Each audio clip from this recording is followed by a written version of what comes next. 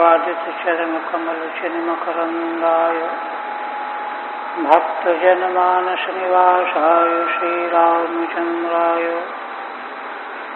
वागीशायस्य वदने लक्ष्मीर्यस्य च वक्षसि यस्यास्ते हृदये संवित्तं सिंहमहं भजे। विश्वसर्गविसर्गादि नवलक्षणलक्षितम् श्रीकृष्णाख्यं परं धाम जगद्धाम नमामि तत्।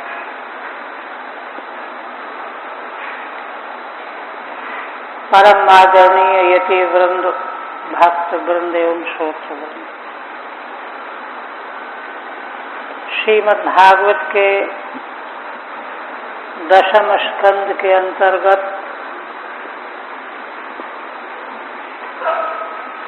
काली नाग के निष्कासन की लीला के क्रम में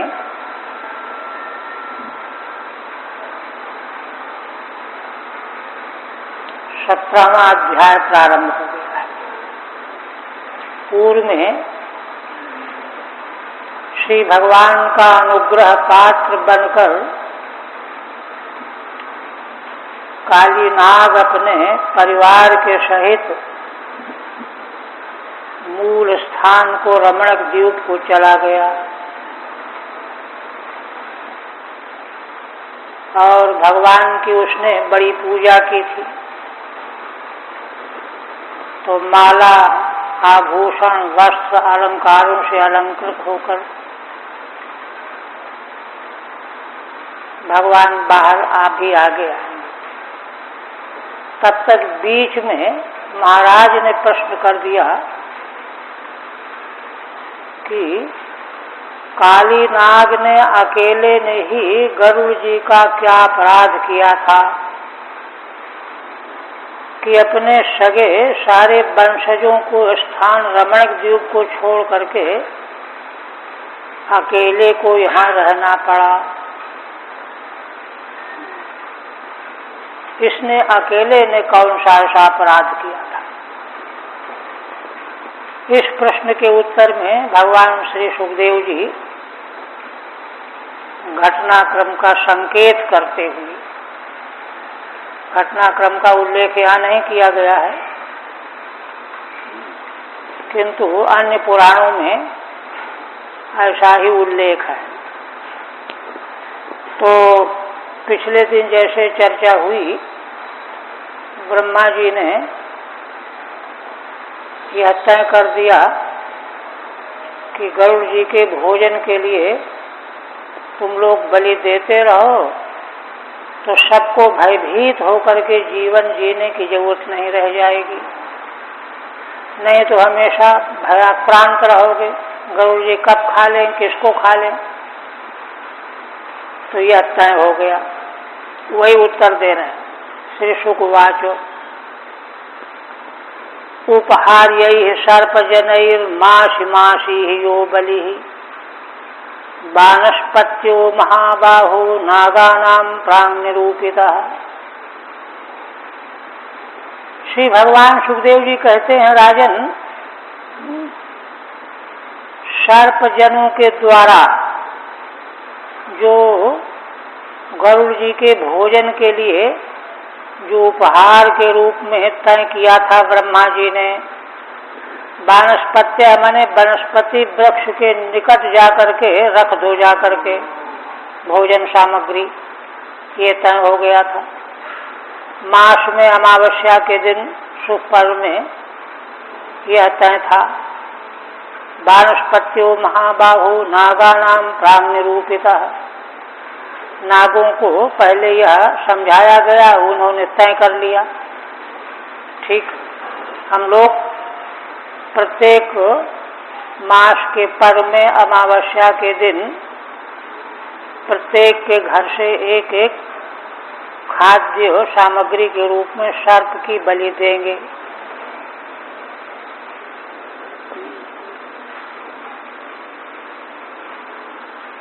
उपहार्यै भक्ष्यै सर्पजनै सर्पयतैर्जनै सर्पों के द्वारा यत जो जन थे अधीन, उन्हीं के द्वारा उपहार के रूप में बलि देनी थी। वानस्पत्या का अर्थ है वनस्पतिर मूले देया।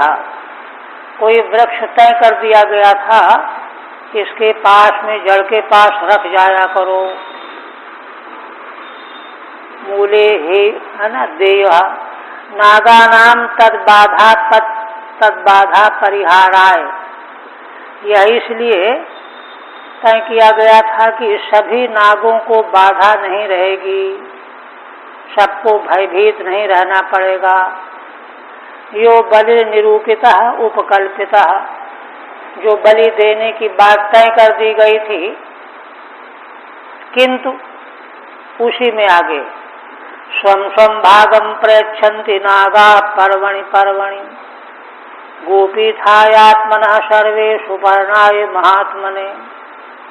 सारे सर्पजन अपने अपने नंबर आने पर अपने अपने यहाँ से बलि की व्यवस्था करते थे, भाग अर्पण करते थे प्रत्येक मास की अमावस्या को पर्व में। क्यों करते थे? आत्मनः गोपीथाय, अपनी रक्षा के लिए, नहीं तो गरुड़ जी खा जाएंगे। सर्वे सुपर्णाय महात्मने, महात्मा भगवान गरुड़ जी के लिए सभी नाग लोग अपनी रक्षा के उद्देश्य से बलि का भाग अर्पण करने लगे। ते च नागा स्वम स्वम भागम जनैर्दत्तम सुपर्णाय प्रयच्छन्ति। वे नाग अपने अपने नंबर आने पर अपने सेवकों के द्वारा सुपर्ण के लिए बलि रीत में अर्पण किया करते थे। ऐसा क्यों करते थे? ततो भीता, क्योंकि गरुड़ जी से भयभीत थे। गोपीथाय माने रक्षणाय, भयभीत होने के कारण अपनी रक्षा के लिए बलि अर्पण करने का काम उनको करना पड़ता था। आप देखिए इसी क्रम में विष वीर्य मदाविष्ट काद्रवेयस्तु कालिया कर्दर्थी कृत्य गर्गम स्वयं तम बुभुजे बलिम। इस काली नाग ने क्या किया? यह विष और वीर दोनों के मद से भरा हुआ था, बड़ा विषैला भी था और बलशाली भी था। तो दोनों के मद से आविष्ट होकर के काद्रवे माने कद्रु का पुत्र था काली नाग। उसने क्या किया? कदर्थी कृत्य गरुड़म, गरुड़ जी की अवहेलना कर दी। स्वयं तम बुभुजे बलिम, माने स्वयं बलि अर्पण करना तो दूर रहा, दूसरे सर्प जो बलि अर्पण करते थे उनको भी खा लेता था। गरुड़ जी की उपेक्षा करके गरुड़ जी क्या कर लेंगे हमारा, इस अहंकार में आकर के स्वयं ही उस बलि को खा लेने लगा। ये जो मैंने अपराध किया था उस अपराध का उल्लेख कर रहे हैं।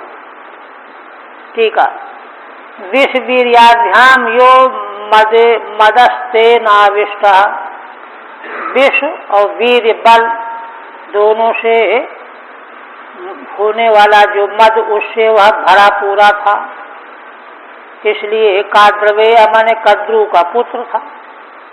गरुड़म कदर्थी कृत्य अविगणयी, गरुड़ जी को कुछ गिना ही नहीं, क्या कर लेंगे गरुड़ हमारा। यद्वा उपहार्यै सुपर्ण भक्ष्यै सर्पा एव जना। दूसरी व्याख्या करते हैं कि उपहार्यै सुपर्ण भक्ष्यै, माने सुपर्ण गरुड़ के भक्षण के रूप में जिनको उपहार रूप में देना है वे कौन है? सर्प ही तो है, सर्पों का ही तो वो बलि लेते थे। तै नागानाम संबंधी यस्मिन एकैको नागो दीयते।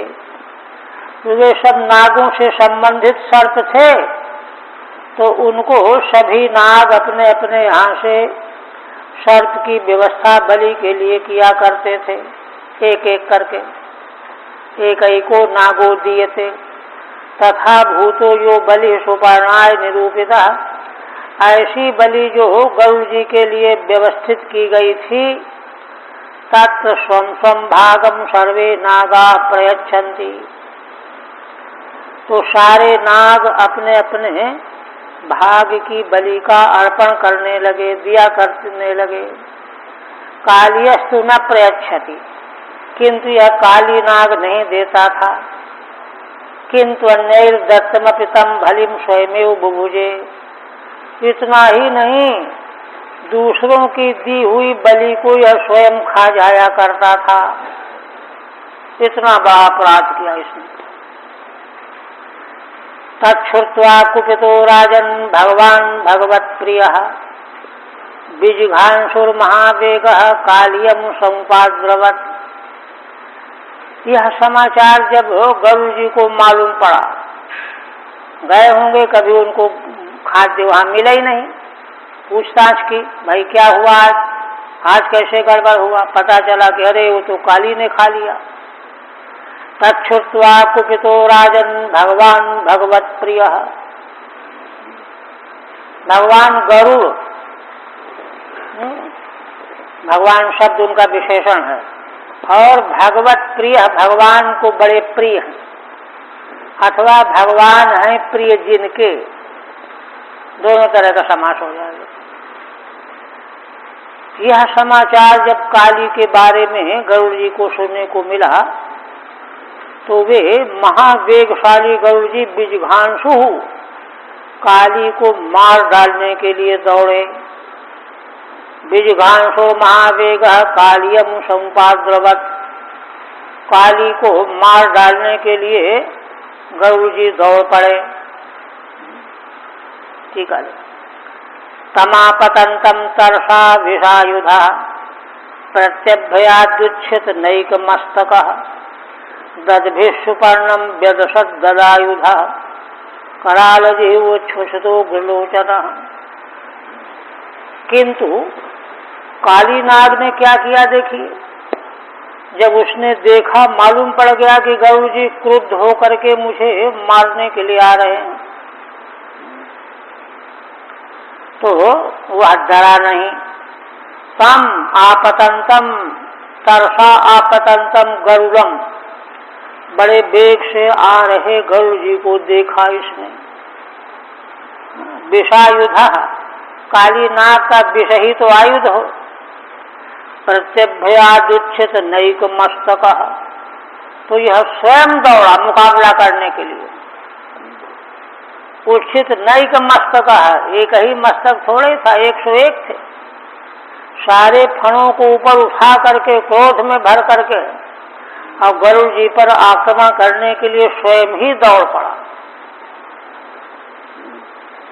और जाकर के गरुड़ जी को कोई प्रहार करें उसके पहले ही दद्भिः व्यदशत गदायुधा, अपने दांतों से गरुड़ जी को काट लिया, डस लिया। गदायुधा माने सर्पों के दांत ही तो आयुध होते हैं, और कोई तलवार तो रखते नहीं है। तो दांत ही जिसके आयुध हैं, वो सुपर्ण ने अपने दांतों के द्वारा गरुड़ जी को डस लिया, काट लिया। कैसा है वह काली, कराल जिह्वोच्छ्वसितो गृलोचना, उसकी जिह्वा लाल लाल बड़ी भयंकर है, और क्रोधाविष्ट होकर के बड़ी गरम गरम श्वास निकाल रहा है। उग्रलोचना, नेत्र उसके जल रहे आग के अंगारे की तरह से। ऐसा वह काली गरुड़ भगवान को दांत से डस लिया। ठीक है। विषम एव आयुधम यस्य सः, विष ही जिसका आयुध है, ऐसा वह काली नाग। प्रत्यभ्याद् योद्धुम प्रतिजगाम, गरुड़ जी से मुकाबला करके युद्ध करने के लिए चल पड़ा। उच्छित नैक मस्तक, उसका एक ही मस्तक नहीं था, वो नमितानेक फण, अनेकों फण थे। सारे फणों को एक साथ उठा करके चल पड़ा। ददायुधा, है ना, अर्थात दंतायुध, दंत ही उसका आयुध है। कराल जिह्वश्चासौ उच्छितो गुलोचनश्च, जिसकी जिह्वा बड़ी कराल है, कठोर है, और है ना गरम गरम श्वास ले रहा है। उग्र बड़े भयानक नेत्र हैं जिसके। ऐसा काली नाग उच्छ्वसितानि उज्जृंभितानि उग्राणि लोचनानि यशसा, जिसने अपने फणों को उज्जृंभित किया है और नेत्रों को क्रोध से आविष्ट किया है। ऐसा काली नाग ने दांत से काटा गरुड़ जी को। तंतार्क्ष पुत्र शनिरस्य मन्युमान प्रचंड वेगो मधुसूदनासद्न पक्षेन शब्देन हिरण्यरोचसा जघान कद्रुसुतमुग्र विक्रम। भगवान सुखदेव जी कहते हैं कि राजन, जैसे ही काली नाग ने दांतों से काटना प्रारंभ किया तो तार्क्ष्यपुत्र गरुड़ जी ने, है ना, क्रोध में भर गए। सह तार्क्ष्यपुत्र मन्युमान, क्रोध से आविष्ट होकर के उसके प्रहार को व्यर्थ किया, दांत से जो काट रहा था। प्रचंड वेगो मधुसूदनासन, ये भगवान गरुड़ तो मधुसूदन भगवान के आसन हैं। वे बड़े प्रचंड वेग से झपटे। पक्षेण शब्देन हिरण्यरोचसा, और गरुड़ जी ने अपने बाएं पंख से, जो स्वर्ण के समान चमक रहा था, पीत वर्ण का, जघान कद्रुसुतमुग्र विक्रम, उग्र विक्रम वाले गरुड़ जी ने कद्रु के पुत्र काली पर प्रहार कर दिया बाएं पंख से। तार्क्ष्यपुत्रो गरुड़, तार्क्ष्यपुत्र गरुड़ मधुसूदनस्यासनम यस्मिन् सः, मधुसूदन भगवान ही जिनमें आसन करके बैठते हैं, उन्होंने ऐसा प्रहार किया बाएं पंख से। सुपर्ण पक्षाधिहत कालियो अतिउ बिह्वलः हृदम विवेश कालिंद्या तदगम्यम दुरासदम। भगवान सुखदेव जी कहते हैं कि गरुड़ भगवान के पक्ष से आहत हो गया काली नाग, और आहत ही नहीं, अतिउ बिह्वल हो गया, घबरा गया। उसका देह कांपने लगा और डर के मारे भाग करके यमुना के इसी हृदय में प्रविष्ट हो गया करके। हृदय प्रवेश कालिंद्या, इसमें क्यों प्रवेश हुआ? तो दो कारण बताते हैं। तदगम्यम दुरासदम, श्री यमुना जी का यह जो हृदय है, यह गरुड़ जी के लिए अगम्य था। गरुड़ जी वहां जा नहीं सकते थे, तो कहा नहीं जा सकते, दूसरे को भेज सकते थे। तो कहते हैं दूसरे की हिम्मत नहीं थी कि वहां पहुंच जाए, बड़ा कठिन था वहां पहुंचना, दुरासद था। गरुड़ जी के लिए तो सांप का डर था, इसलिए वे जा नहीं सकते, और दूसरा जा ही नहीं पाएगा, इतना अगम है, दुरासद है। इस कारण से जो है वह इस काली देह में आया, है ना। तस्य गरुड़स्य अगम्यम अगाध तया च दुरासदम, गरुड़ जी के लिए तो अगम्य है यमुना का हृदय काली दह, और दूसरों के लिए दुरासद है, माने असंभव है। दो कारण, इसलिए यहाँ आकर के उसने अपना निवास बनाया। अब प्रश्न होता है कि गरुड़ जी के लिए अगम्य क्यों है? तो उसका कारण बता रहे हैं। तत्रैकदा जलचरम गरुडो भक्षमीप्सितम निवारितः सौभजना प्रसह्य क्षुधितो हरत। भगवान सुखदेव जी कहने लगे कि राजन, गरुड़ के लिए अगम्य क्यों है, समझो इसको। एक समय की बात थी, गरुड़ जी किसी जलाशय में जलचर जीव को खा लेना चाहते थे, मछली को। उनका ईप्सित भक्ष्य था। उनके मन में आया कि इसको मैं खाऊंगा। किंतु सौभरी जी ने रोका, नहीं नहीं। सौभरी जी वहीं तप करते थे तट पर। तो उनको हुआ, दुख हुआ कि मेरे सामने जो है जीवों को दुख देना, कष्ट देना। रोका, निवारितः सौभजना। किंतु सौभरी जी मना करते ही रह गए। प्रसह्य क्षुधितो हरत। गरुड़ जी बड़े भूखे थे, झपट करके पकड़ लिया, खा लिया मछली को।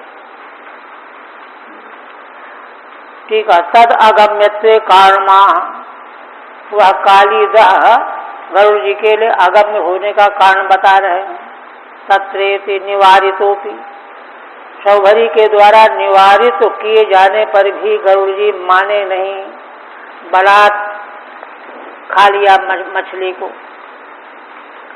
अब उसके खा लेने से सौभरी जी को बड़ा दुख हुआ। मीनान सुदुखितान दृष्ट्वा दीनान मीन पतऊ हते।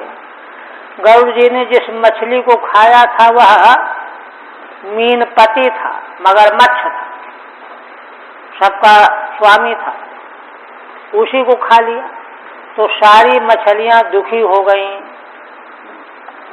ऋषि को बड़ा दुख हुआ कि देखो बेचारी सारी मछलियां दुखी हो गईं। गरुड़ को मैंने मना किया लेकिन ये माने नहीं, है ना। कृपया सौभरी प्राह तत्र क्षेममाचरन्।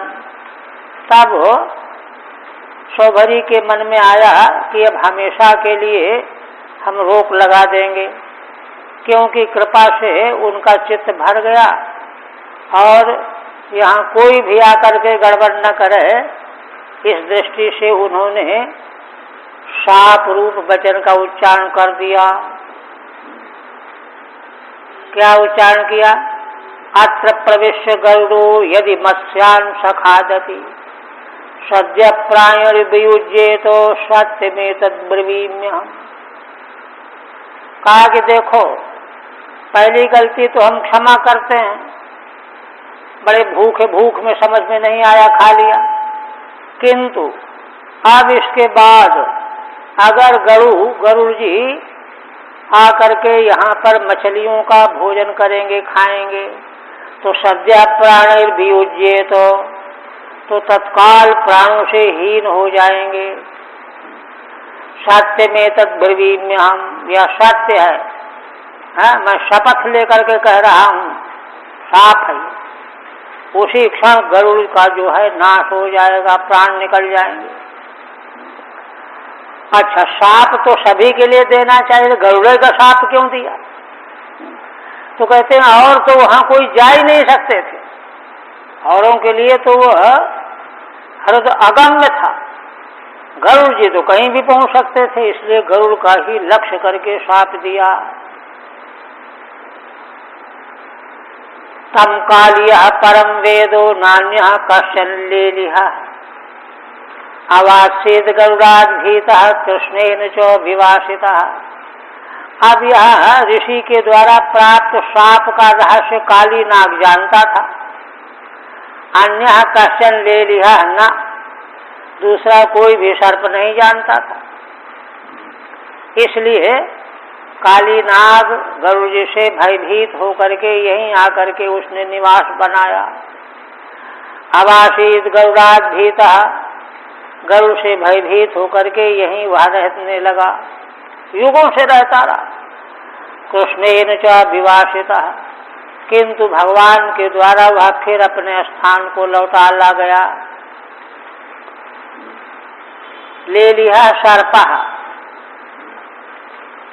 अतस्तत्रावात्सीत, दूसरा कोई भी सर्प इस रहस्य को नहीं जानता था, ऋषि के साप को, है ना, केवल काली नाग जानता था, इसलिए यह आकर के वहां रहने लगा था। ये जो महाराज ने प्रश्न किया था उसका उत्तर हो गया। अब पीछे के प्रसंग को आगे फिर, कृष्णम भराद विनिष्क्रांतम दिव्य सद्गंधवाससम महामणिगणाकीरम जाम्बू नद परिष्कृतम। यह तो बीच का प्रश्नोत्तर था। पीछे जहाँ से प्रसंग छोड़ा गया था कि काली नाग तो भगवान की परिक्रमा करके, तन प्रणाम करके, उनकी आज्ञा मांग करके सपरिवार चला गया रमण द्वीप को, और भगवान अब बाहर आने की तैयारी में हो गए। उसने पूजा करके श्रेष्ठ वस्त्राभूषणों से भगवान को सजाया था, तो उसी रूप में भगवान बाहर आ गए। कृष्णम भदान विनिष्क्रांतम दिव्य सद्गंधवाससम। तट पर सारे ब्रजवासी गोप ने जब देखा कि भगवान श्री कृष्ण हृदय से बाहर निकल करके आ रहे हैं, और भगवान का स्वरूप कैसा है, दिव्य, माला है गले में, गंध है, और सुंदर वस्त्र हैं रेशम के, महामणिगणाकीर्णम जाम्बू नद परिष्कृतम। महान मणियों के एक दो नहीं, गण, अनेकों मणियों के द्वारा भगवान सुशोभित हो रहे हैं। जाम्बू नद परिष्कृतम, जाम्बू नद कहते हैं स्वर्ण को, दिव्य स्वर्ण के आभूषणों से भगवान परिष्कृत होकर के बाहर निकले चले आ रहे हैं। यह जब देखा तटवर्ती गोपों ने, ब्रजवासियों ने, उभलभ्योत्थिता सर्वे लब्ध प्राण इवासवः, ऐसे भगवान को बाहर आता हुआ, निकला हुआ जब देखा तो सब उठ खड़े हुए, मानो सबके शरीर में प्राण आ गया हो, लब्ध प्राण हो गए। प्राण निकला हुआ था, भगवान नहीं थे जब। अब भगवान जब दर्शन पथ में आ गए तो मानो प्राण आ गया, है ना। इवासवः माने इंद्रियां, प्राण रहित इंद्रियां जैसे निष्क्रिय रहती हैं, है ना, न हाथ उठ सकता है, न पांव चल सकता है, न वाणी बोल सकती है, नेत्र देख सकता है, किंतु जब प्राण आ गया तो फिर चलने फिरने लगे, देखने सुनने लगे।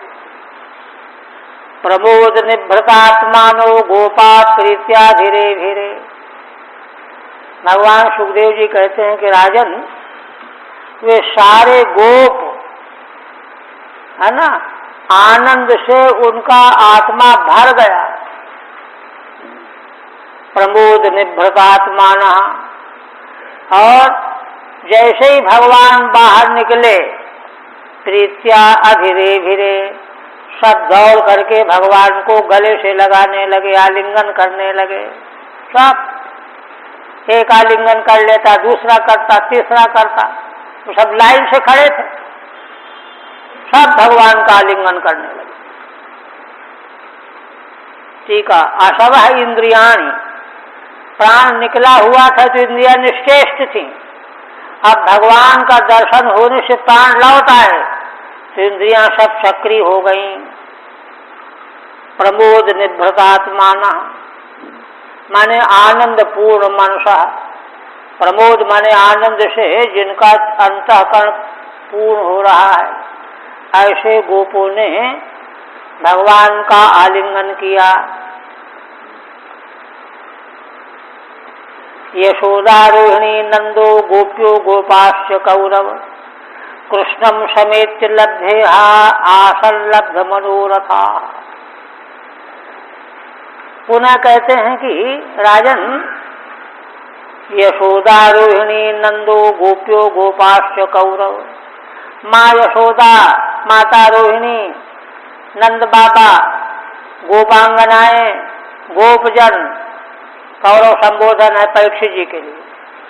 कृष्णम समेत लब्धेहा, श्री भगवान को देखते ही, मिलते ही उनमें ईहा माने चेष्टा शुरू हो गई, हाथ पांव चलने लगे, हरकत आ गई, नहीं तो मूर्छित मृतक प्राय पड़े हुए थे।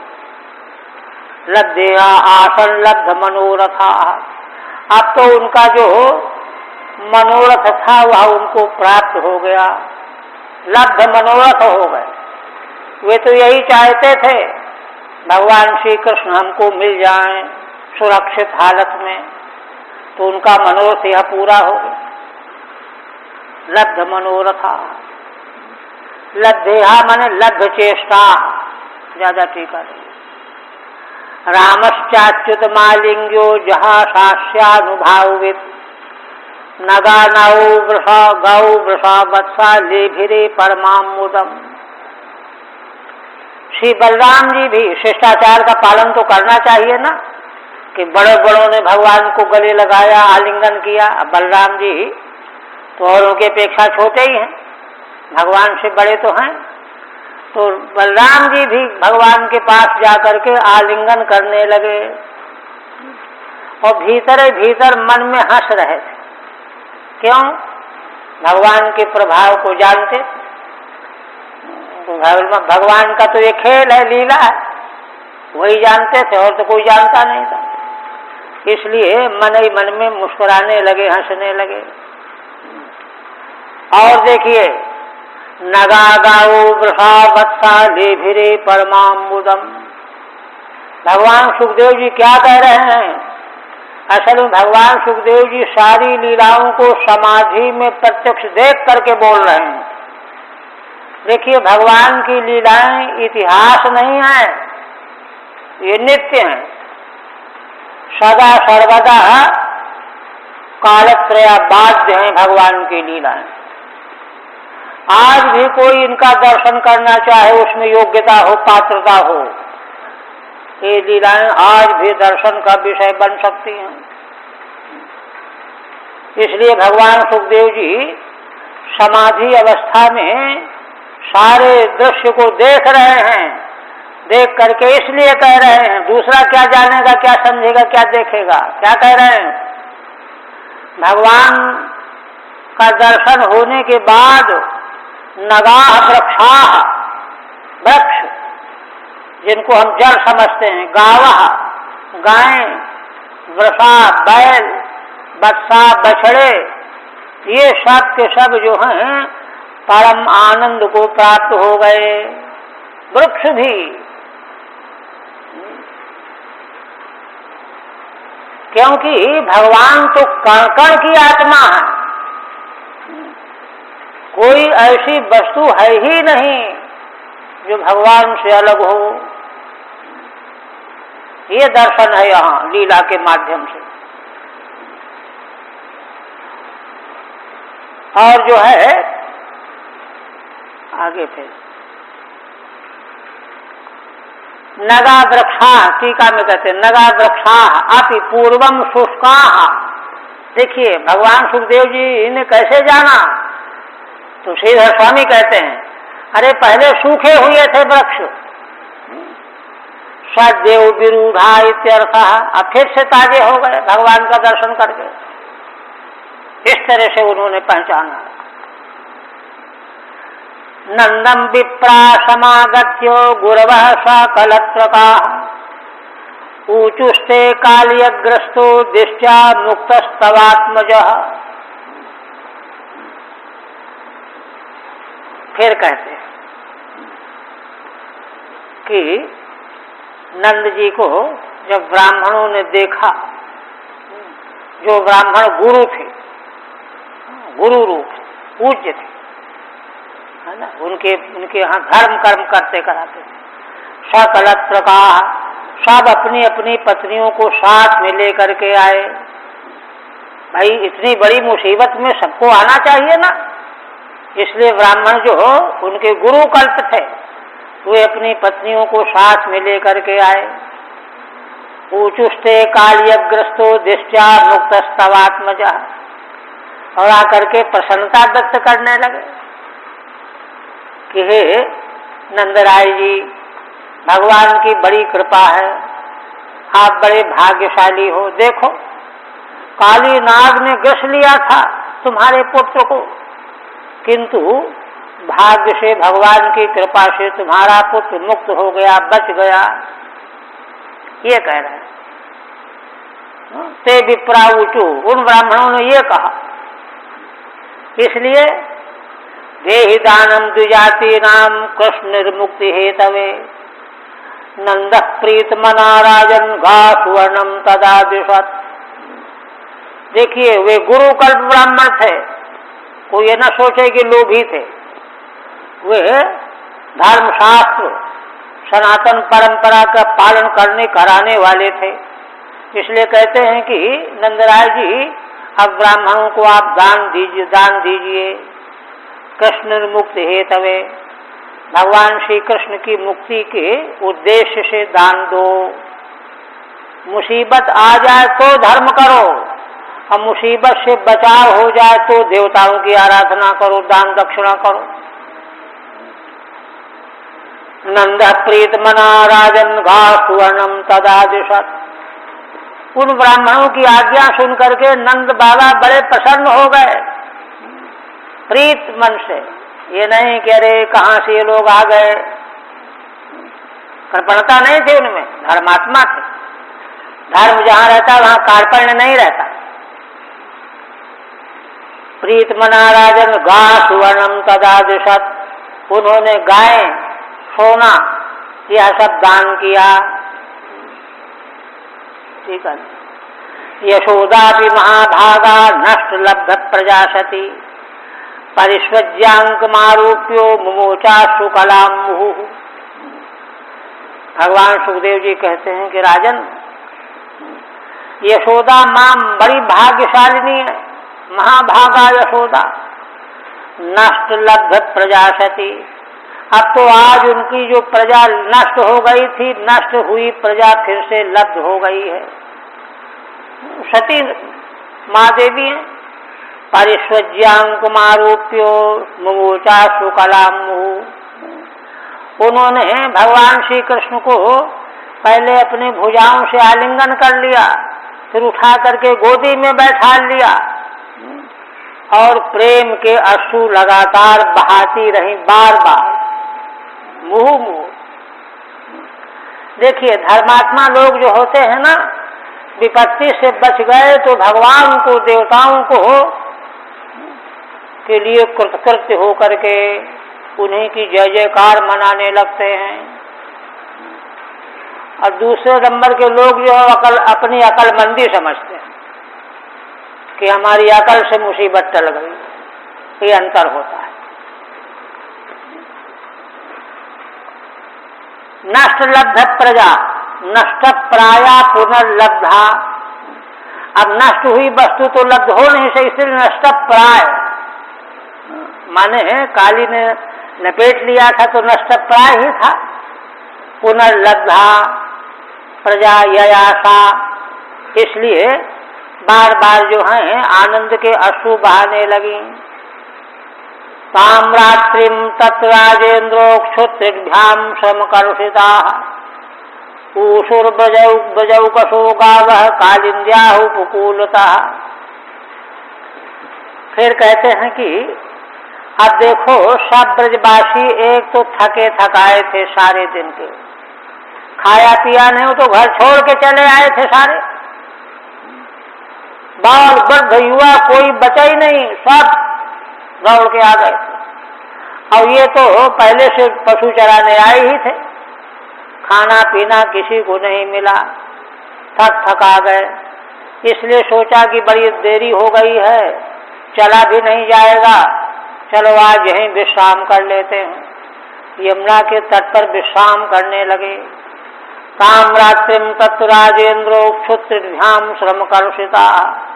भूख प्यास और श्रम परिश्रम दोनों तीनों से कमजोर हो गए थे, हिम्मत भी नहीं थी चलने की। सो लेंगे, थोड़ा राहत मिल जाएगी तो चल लेंगे सवेरे। ऊषुर ब्रजौ कसो गावः कालिंद्या उपकूलता। इसलिए सारे ब्रजवासी और गायें साथ के साथ श्री यमुना नदी के उपकूलतः माने तट में ही मैदान में सो गए, निवास करने लग गए। श्रमेण च कर्षिता उपकूलतः कूल प्रांते, श्रम से बड़े थके हुए थे, इसलिए यमुना जी के तट प्रांत में विश्राम करने लग गए।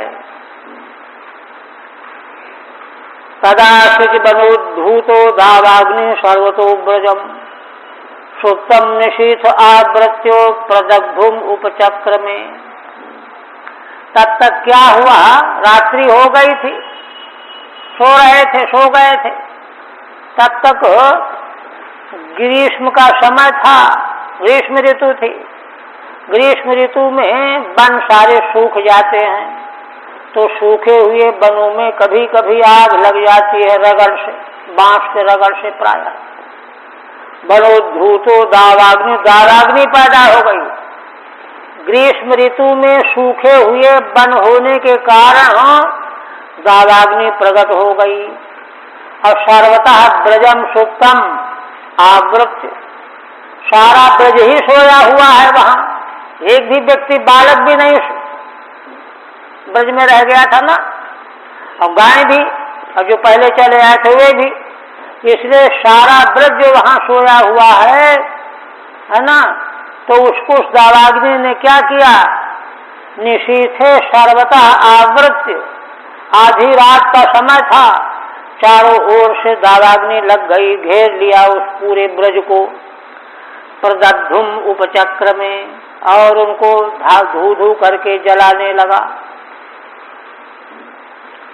तत उत्थाय संभ्रांता दह्यमाना ब्रजौकसा, थोड़ी देर में पता लगा, जब गर्मी मालूम पड़ी, उठ खड़े हुए, संभ्रांत हो गए, घबरा गए, सब जल रहे थे। कृष्णम ययुस्ते शरणम माया मनुजमीश्वरम। तब सारे ब्रजवासी उन्हीं भगवान श्री कृष्ण की शरण में गए।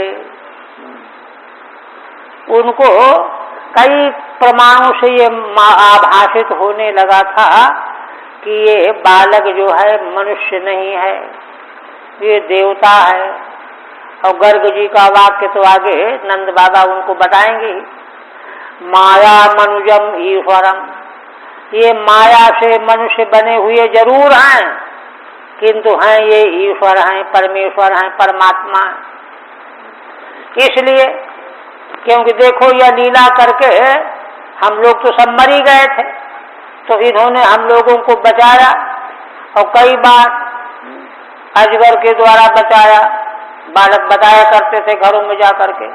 तो अनेक प्रमाणों से उनको विश्वास होने लगा था कि ये माया से मनुष्य के बालक बने हुए होने पर भी वास्तविक में ये देवता ईश्वर हैं।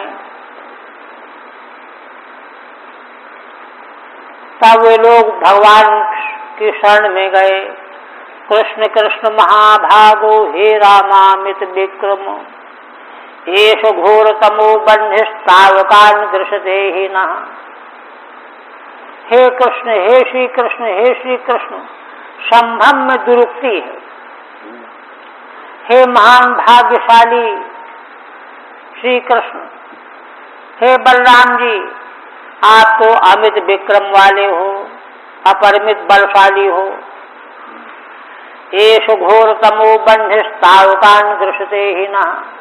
देखो देखो, यह घोर तम बंधी अग्नि है ना, न तावकान ग्रसते, हम लोग तो तुम्हारे ही हैं, हम जो लोग तुम्हारे ही हैं उनको यह ग्रसित करने जा रही है, खाने जा रही है, जलाने जा रही है।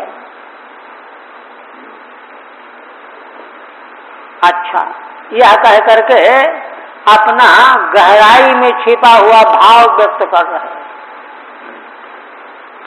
क्या कहते हैं, सुदुस्तरान्न स्वांता ही कालाग्नि सुहृद प्रभो, ना शक्नुमस्त्वच्चरणम संत्यक्तुम अकुतो भयम।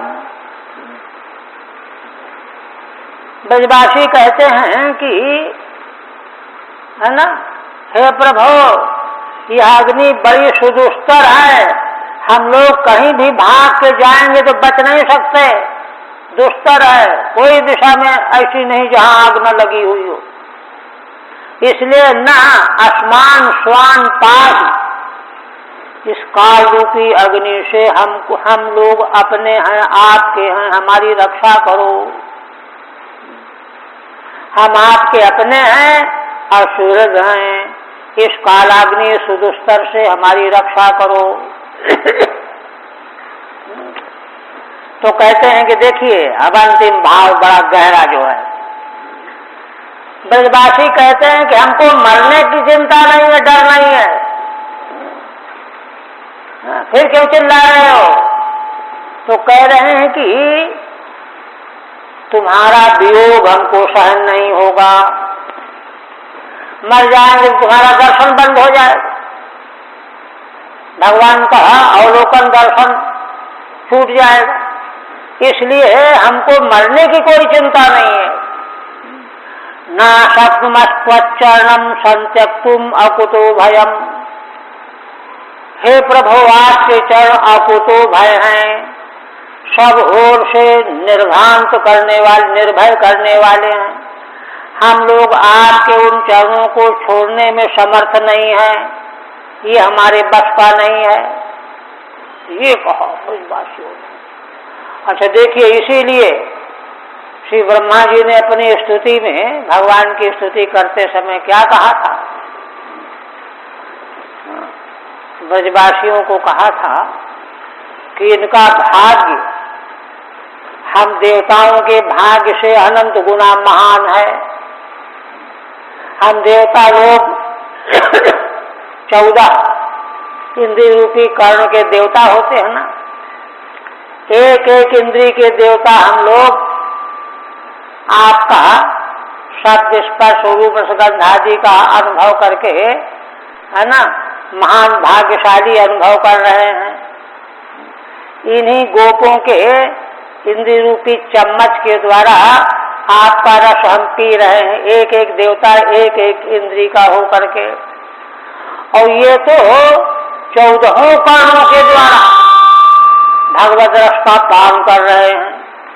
इसलिए इनके भाग्य की महिमा तो कोई वर्णन कर ही नहीं सकता, और इसलिए भगवान उसका एक रहस्य बताया।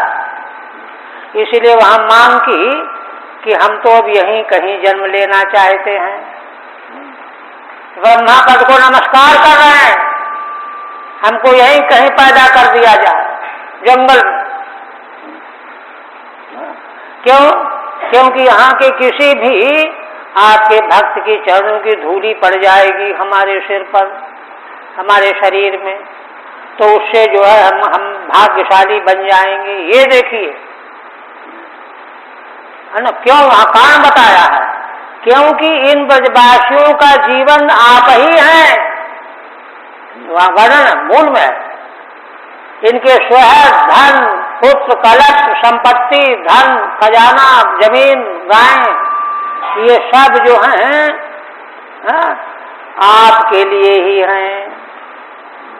इसलिए इनके चरणों की धूली मानो भगवान के चरण, श्रीधर स्वामी ने व्याख्या में कहा कि माने भगवान के चरणों की धूली है, भक्त भगवान से के समान ही हो जाता है।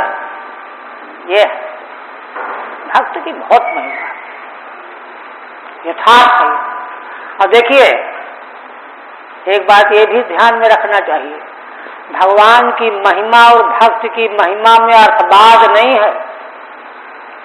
अर्थवाद की कल्पना कोई करे, मीमांसकों ने 3 प्रकार के अर्थवाद का उल्लेख किया है वेदार्थ के विवेचना के प्रसंग में, किंतु वेदांत में कर्म कांड उपासना कांड में तो अर्थवाद का उपयोग है वेदों में, किंतु भगवान की महिमा और भक्तों की महिमा के प्रकरण में अर्थवाद का प्रवेश नहीं है। अर्थवाद का अगर चिंतन किया वहां लाए तो गड़बड़ हुआ।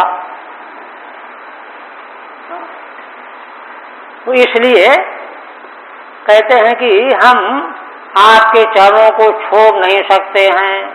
शरीर छूट जाए उसकी चिंता नहीं है, उसका भय नहीं है, लेकिन आपके चरणों से हम अलग नहीं होना चाहते। कालाग्नेर मृत्यु रूपादग्ने, टीका में कालाग्नि माने मृत्यु रूप जो अग्नि है दावाग्नि, न मृत्युर भीमा।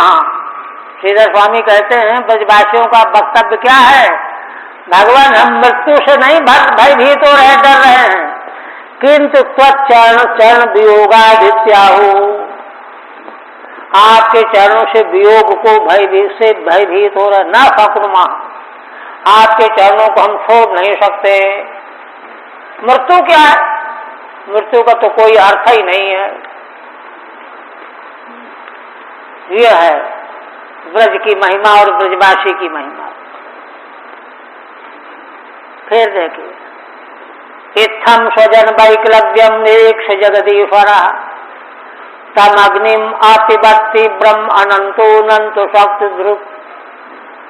भगवान सुखदेव जी कहते हैं कि राजन, इस तरह से जब ब्रजवासियों ने दीन स्वर से भगवान को पुकारा, तो भगवान तो सारे संसार के ईश्वर हैं, जगदीश्वर हैं। उन्होंने स्वजन जो गोपजन है इनकी विकलता देखी, घबराहट देखी, इसलिए एक क्षण देर नहीं की। तम अग्निम आपिबत तीव्रम, उस तीव्र अग्नि को भगवान पी गए। अनंतो अनंत शक्ति द्रव, कहते हैं भगवान पी कैसे गए, तो भगवान अनंत है और भगवान में अनंत शक्तियों का कोष है, अनंत शक्तियों को धारण करने वाले हैं। उनके लिए यह कोई बहुत बड़ी बात ही नहीं है, एक लीला है। अनंत शक्ति तक अनंत भगवान ने उस तीव्र अग्नि का पान कर लिया। ठीक है, नहीं है? अच्छा, अब एक श्लोक है, विमोहा नहीं दंडेनो तथा स्वम शरणागतान गोपान पायत अनंतो असावनंत अनंत बनबन्हिता। श्रीधर स्वामी भगवान की लीला और भक्ति के इतने तन्मय महापुरुष हैं, विशेष प्रसंग में अपने उद्गार व्यक्त कर देते हैं। क्या कहते हैं? विमोहा नहीं दंडेनो, स्वार्थ के दंड के द्वारा जो विमोहित है ना, तथा स्वम शरणागतान, और उसके बाद वे भगवान के शरण में आए हुए थे। गोपान अपात अनंतो सौ, उन गोपों को अनंत भगवान ने उनका पालन किया, रक्षण किया। असावनंत बनबन्हिता, इन अनंत भगवान ने बन की अग्नि दावाग्नि के द्वारा अपने भक्त गोपों का पालन किया, है ना। आही को माने काली नाग को दंडित करके, उसको प्रेषित करके फिर शरण में आए हुए भक्तों का भगवान ने पालन किया। हरि ओम तत्सत। श्रीमद्भागवते सप्तदशोऽध्याय। अब अष्टादश अध्याय। अष्टादशे ततो ग्रीष्मे वसन्तमुपलक्ष्य गुणलक्षिते अघातयत् बलेनालं प्रलंबम लीलया हरिः। अष्टादश अध्याय में भगवान की कौन सी लीला आ रही है, श्रीधर स्वामी उसकी सूचना दे रहे हैं। कहते हैं देखो, इस 18वें अध्याय में पहले ग्रीष्म ऋतु का वर्णन किया जाएगा, किंतु ग्रीष्म ऋतु का वर्णन ऐसा नहीं किया जाएगा बड़ी भयानक, जबकि ग्रीष्म ऋतु सभी जीवों को दुख देने वाली होती है। किंतु वृंदावन में वह ग्रीष्म ऋतु बसंत जैसी प्रकट है। वृंदावन में ग्रीष्म ऋतु में बसंत ऋतु प्रतीत हो रही है। ये महिमा है यहाँ की ग्रीष्म ऋतु की। और जगह ग्रीष्म ऋतु तो दुखदायी होती है ना। इसलिए कहते हैं ग्रीष्म बसंत गुण लक्षित है तो ग्रीष्म ऋतु, लेकिन उसमें गुण बसंत के लक्षित किए जाएंगे। आघात बले नालम, तो एक तो ये, दूसरी बात क्या, भगवान श्री हरि बलदेव जी के द्वारा प्रलंबासुर का उद्धार कराएंगे। वह गोप बालक बन करके छल करके आएगा, खेल में सम्मिलित हो जाएगा, बलराम जी को लेकर के भाग जाएगा, बलराम जी उसका उद्धार करेंगे। ये दो प्रकार का वर्णन आएगा। श्री शुकवाचो जी, अच्छा अभी एक और है। कृत्वा नृत्यं फणाग्रेषु काल्यस्य सकौतुकम् बलम प्रलंब तुंगांशो मारोहय धरारिहा।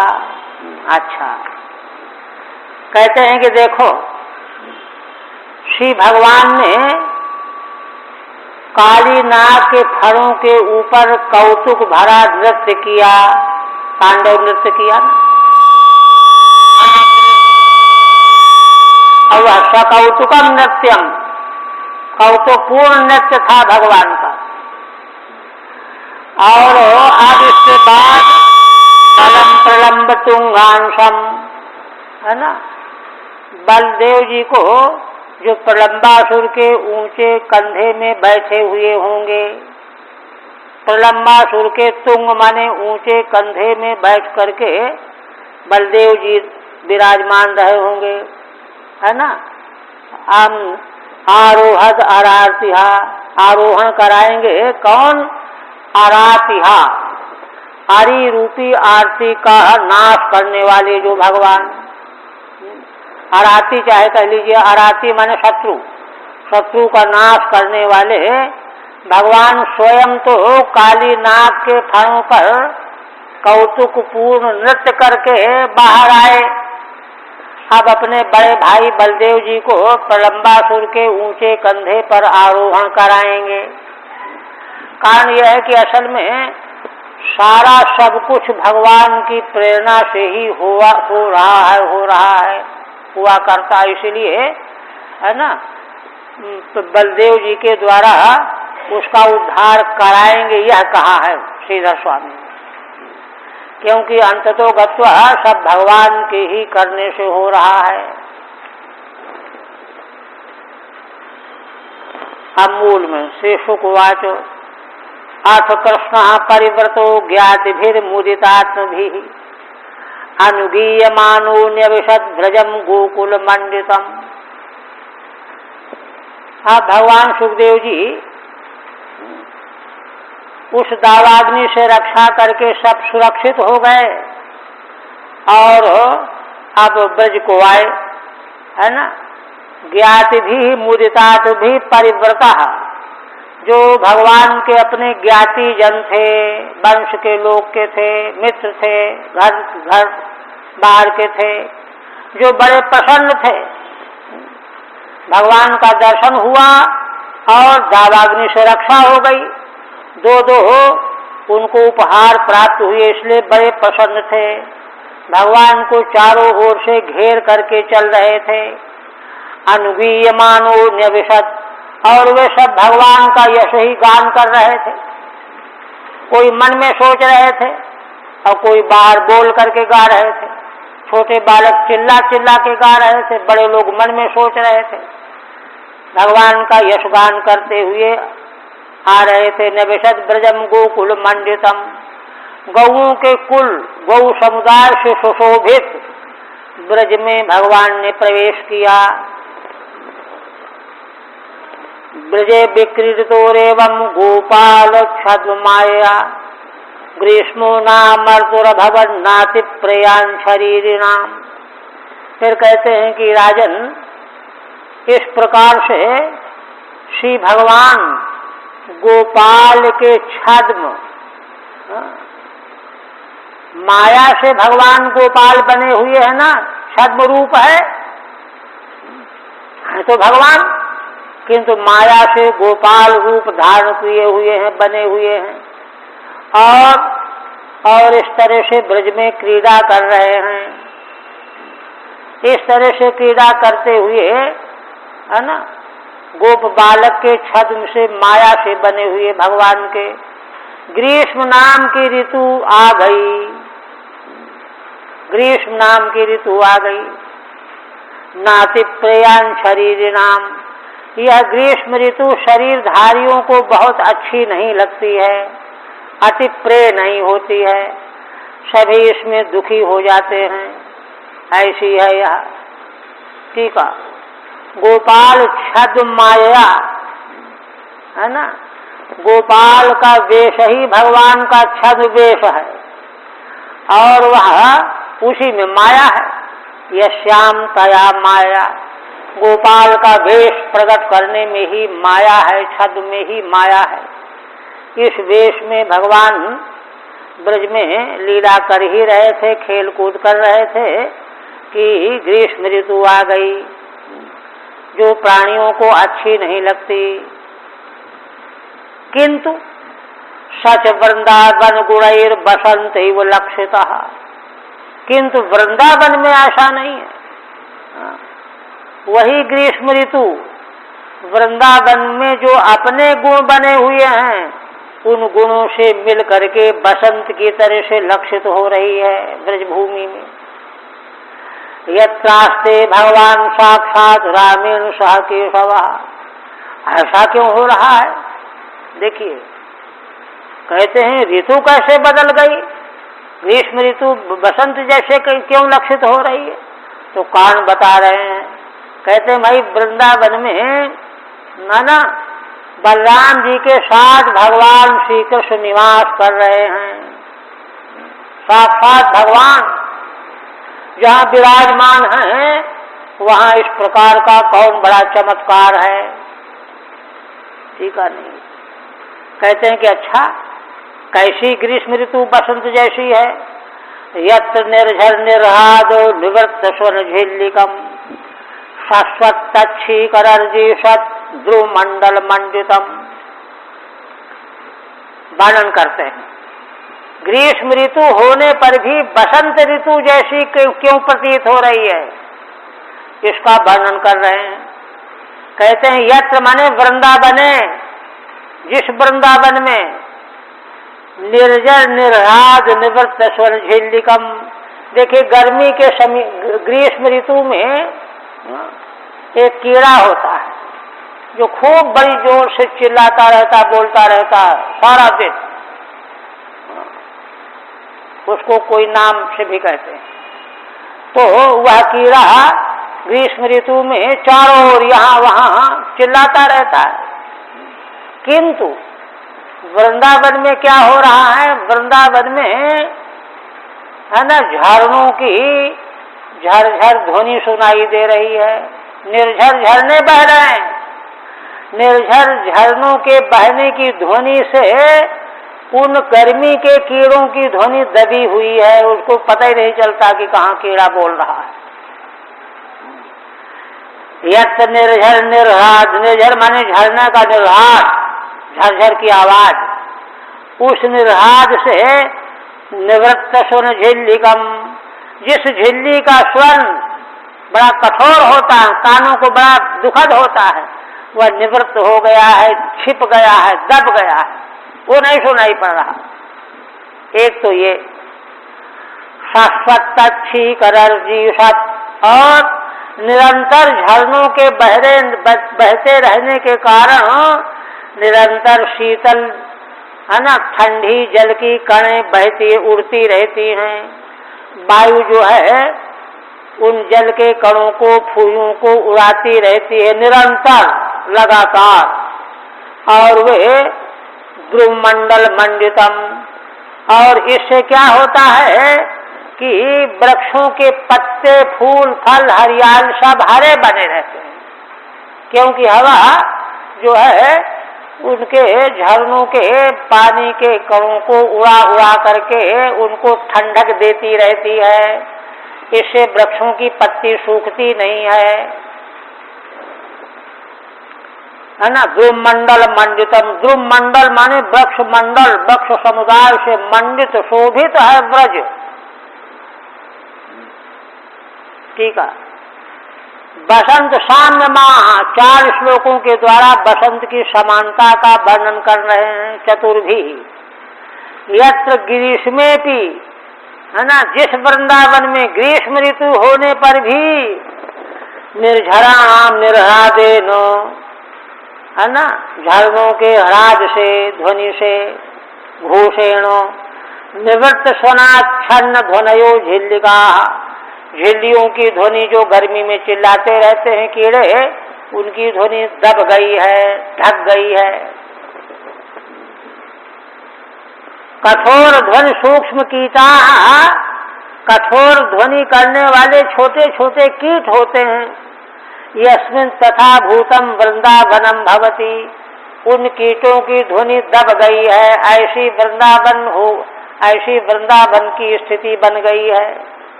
किंच, दूसरी बात और, शाश्वतेषां निर्झराणां शीकरैः अम्बुकणैः, निरंतर झरनों के बहते रहने से उनसे उड़ करके आने वाली जो जल की बूंदें अम्बुकणैः, ऋजीषाः स्निग्धा ये द्रुमाः, उसके संपर्क से किनारे के वृक्ष सब, है ना, हरे बने रहते हैं, ठंडे बने रहते हैं। स्निग्धा ये द्रुमा, स्निग्ध माने जलीय। तेषाम मंडलैर्मंडितम, ऐसे वृक्षों के समुदाय से वृंदावन मंडित माने सुशोभित प्रतीत हो रहा है। और देखिए, सरः प्रश्रमणोर्मी वायुना कल्हार कंजोत्पल रेणुहारिणा, न विद्यते यत्र बनौकसाम दवो निदाघ बंझर्क भवोति साधबले। भगवान सुखदेव जी कैसा वर्णन कर रहे हैं, कहते हैं कि देखो राजन, वृंदावन में इस समय सरित माने नदियां, सरह माने तालाब, प्रश्रमण माने झरने, इनसे जो ऊर्मियां लहरें, लहरों से जो जल की कणें वायु के साथ बह करके आती हैं, उड़ करके आती हैं, लाई जाती हैं। और क्या करती हैं? कल्हार कंजोत्पल रेणुहारिणा, ये कमल की जातियां, कल्हार 1, कंज 2, उत्पल 3, है ना, 3 प्रकार की जाति के उपलक्षण हैं। और भी अनेक प्रकार की जाति के कमल, इनके रेणु माने मकरंद को उड़ा करके, माने जल के कणों को लेकर के, और इन कमलों के रेणु को उड़ा करके साथ में ला करके वायु फैल करके सारे वन में व्याप्त हो जाती है। वन का कोई कोण नहीं रहा जहां वहां हवा जा करके ठंडक न दे दे, सुगंधी न फैला दे, है ना। कमल के सुगंधी और जल की शीतलता को पूरे वन में व्याप्त कर देती है। इसलिए क्योंकि वह वायु ऐसा कर रही है, इसलिए न विद्यते यत्र बनौकसाम दवः, वृंदावन में, जिस वृंदावन में ब्रजवासी प्राणियों को कोई दव का क्लेश है ही नहीं, न तो वहां दावाग्नि लगती है कि आग लग जाए, गर्मी का असर ही नहीं रहता। और निदाघ माने गर्मी 1, अब बन्ही माने अग्नि, अग्नि लगती नहीं। और अर्क माने सूर्य का ताप, ऊपर से सूर्य का ताप, गर्मी का ऋतु और अग्नि, ये 3 तरह की संभावना रहती है गर्मी के ऋतु में। तीनों से होने वाला ताप ब्रजवासियों को कभी अनुभव में आता ही नहीं, क्यों? पीछे की स्थिति के कारण, है ना। भाव अतिसाद बले, क्यों? क्योंकि सारा वृंदावन हरी हरी घास से भरा पूरा बना रहता है, चारों ओर हरियाली छाई रहती है।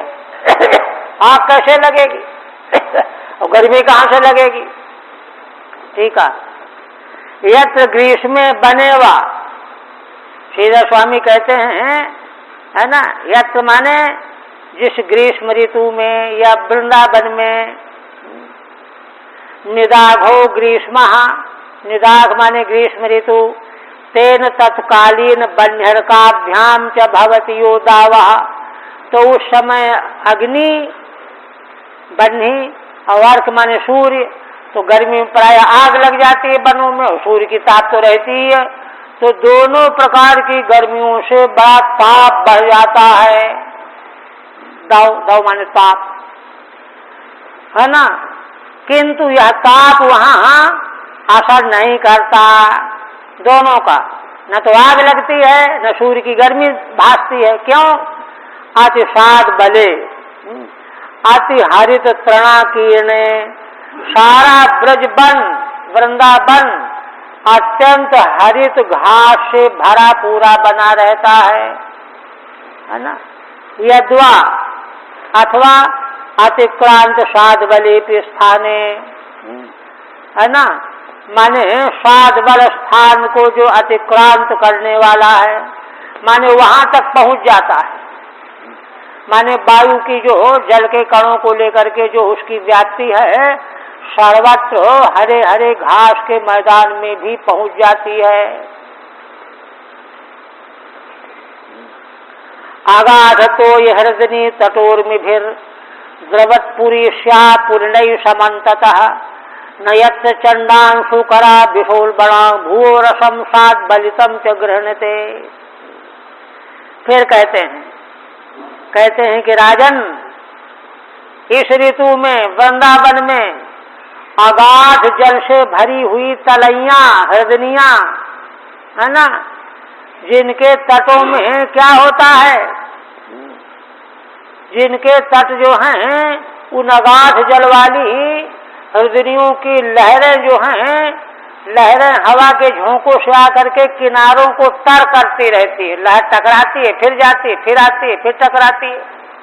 इससे क्या होता है ना, हृदनी तटोर्मिभिर द्रवत्पुरी श्या पूर्णय समन्ततः, उसके निकट के तट के जो है ना, जो वनस्पतियां हैं सब तर हो जाते हैं, और चारों ओर उनके तट के किनारे जल से आर्द्र हो जाते हैं। समन्तता माने चारों ओर से। इसलिए यही कारण है नयत्र चंडांशु करा विशोल बाण, इसीलिए इस ब्रजभूमि में वृंदावन में चंडांशु माने बड़ी कठोर किरणें जो सूर्य की गर्मी में होती हैं, वे किरणें एक, और विशोल बड़ा माने विष की तरह से भयानक, है ना, धूप लगते ही व्यक्ति विचलित हो जाता है। ये सब किरणें जो हैं भूओ रसम साद बलितम च गृहणते, ना तो पृथ्वी के रस को सुखा पाती हैं वे किरणें, और न हरियाली को सुखा पाती हैं। इतनी तरावट बनी रहती है कि न हरियाली सूख पाती है भयंकर सूर्य की किरणों से, और न स्थान सूख पाता है। गृहणते, है ना। ठीक है, कहाँ गया? ननु साधबल में कुतस्त्यम, कहते हैं साधबल माने हरियाली कहाँ से आ गई है, ये बताओ पहले, जिसकी महिमा तुम गा रहे हो तो बता रहे हैं। कहते देखो, तत्र अगाधेति अगाधानि तोयान यासाम, जिनमें अगाध जल भरा हुआ, सीमा नहीं है, हाथी डूब जाए ऐसा जल भरा हुआ। तासाम हृदनी नाम, उन जलाशय में, है ना, तट स्पर्श भी, तट को छूने वाली जो लहरें उठती हैं, पुलिनई सह द्रवत्पुरीशम, वे किनारे पुलिनों को, रेतों को सहित पूरे उसको ठंडा करती रहती है, लहरें बार बार ठंडा करती रहती है ना। द्रवत्पुरीशम, पंग पुरीश माने जो बाहर कीचड़ बन जाता है, मिट्टी गीली हो जाए तो कीचड़ बन जाएगा। पुरुषम पंको यस्या भुआ, ऐसी उस भूमि का जहाँ सब तर बना हुआ है, कीचड़ बना हुआ है, उस भू का रस और सात बलितम सात बल रूपताम च, और हरियाली। हाँ, माने कीचड़ को सुखाना और हरियाली को सुखाना, ये दोनों बातें नहीं होती। सात बल रूपताम च विषवद उलबड़ा अपि सूर्य रश्मय, विष के समान बड़ी कठोर भी सूर्य की किरणें जो हैं न ग्रहणते न हरंती, ना तो गीलेपन को हरण करती हैं किरणें और न हरियाली को सुखा पाती हैं।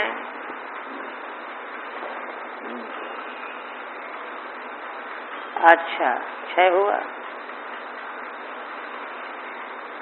अब आगे भगवान की क्रीड़ा का आरंभ होगा, यही रहने देते हैं, फिर वो क्रम आगे पड़ जाएगा।